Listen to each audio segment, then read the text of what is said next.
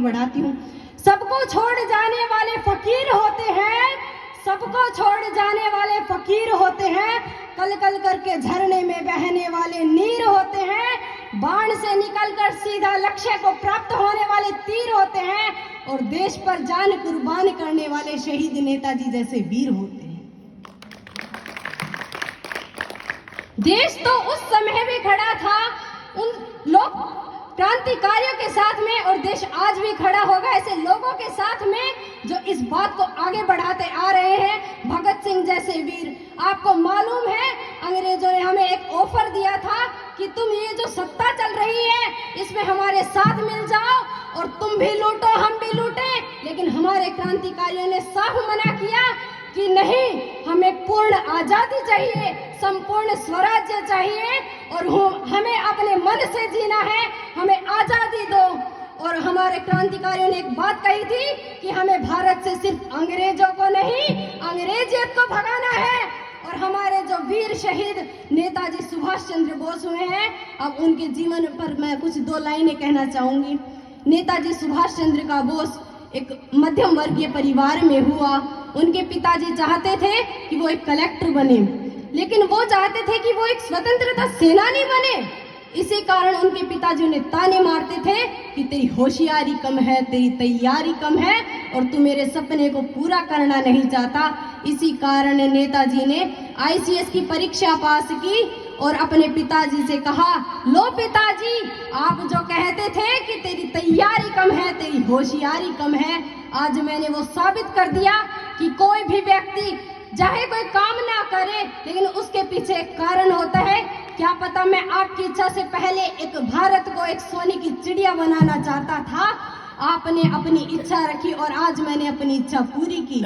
ICS की नौकरी लगने के बाद नेताजी सुभाष चंद्र बोस इधर उधर जाते रहे। उन्होंने देखा कि मेरे देश में गुलामी का आतंक फैला हुआ है, और नेताजी सुभाष चंद्र बोस ने सोचा कि अब तो मेरे पिताजी की भी इच्छा पूरी हो गई, अब मैं अपनी इच्छा पूरी करता हूं, और एक स्वतंत्रता सेनानी बन गए। किसी दौरान उनकी यान से जाते हुए हत्या हो गई, और ऐसे वीर हमारे वीर गति को प्राप्त हो गए। अब कुछ लाइनें उन गद्दारों के ऊपर जो भारत में ही रहकर भारत का बुरा चाहते हैं कि हे गद्दारों, चाहे तुम कितना भी चाह लो, तुम इस भारत को कुछ भी नुकसान नहीं पहुंचा पाओगे। क्या तुम दिल्ली में छुप कर बैठे हो? तुम जानते नहीं इस भारत के नौजवान दिल्ली तो क्या, दिल्ली का कोना कोना साफ कर देंगे, और तुम इस भारत का कुछ नहीं बिगाड़ पाओगे। और आज भी मैं जानती हूँ कि मेरे देश के कुछ नौजवान आज भी नेताजी सुभाष चंद्र बोस जैसे वीर बनकर मेरे साथ खड़े होंगे और इस भारत को दोबारा से सोने की चिड़िया बना देंगे। सूर्य ही उग्र हो तो गगन क्या करे, फूल ही उग्र हो तो चमन क्या करे। मेरे तिरंगे ने मुझसे रोकर कहा, अगर देश के नागरिक ही भ्रष्ट हो तो वतन क्या करे। जिन वीरों की यादों पर चलकर आजादी आई है, आज उन्हीं वीरों की याद बहुत ही गहरी दबाई है, आज उन्हीं वीरों की याद बहुत ही गहरी दबाई है। अगर चाहो तुम वतन से एक संपूर्ण आजादी, तो तुम सबको साथ मिलकर कहना होगा, हम भी हैं इस देश के नागरिक, हम भी हैं इस देश के नागरिक।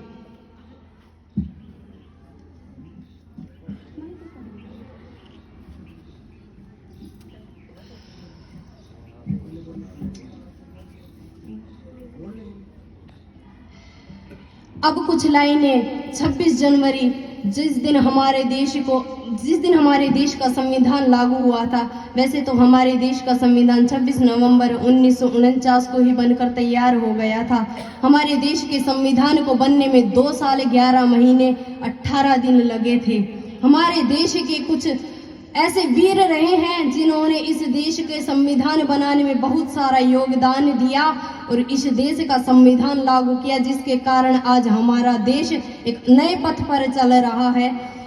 लास्ट में जाते हुए मैं 2 ही लाइनें कहना चाहूंगी कि अगर अपने देश को सोने की चिड़िया बनाना चाहोगे, अगर अपने देश को सोने की चिड़िया बनाना चाहोगे, जैसे तुम एक दूसरे के भाई बंधु होकर किसी काम में साथ देते हो ना, वैसे ही अगर इस देश के लिए तुम स्वतंत्रता सेनानी बनना चाहोगे ना, तो एक दिन ये भारत देखना सोने की चिड़िया बन जाएगा। धन्यवाद।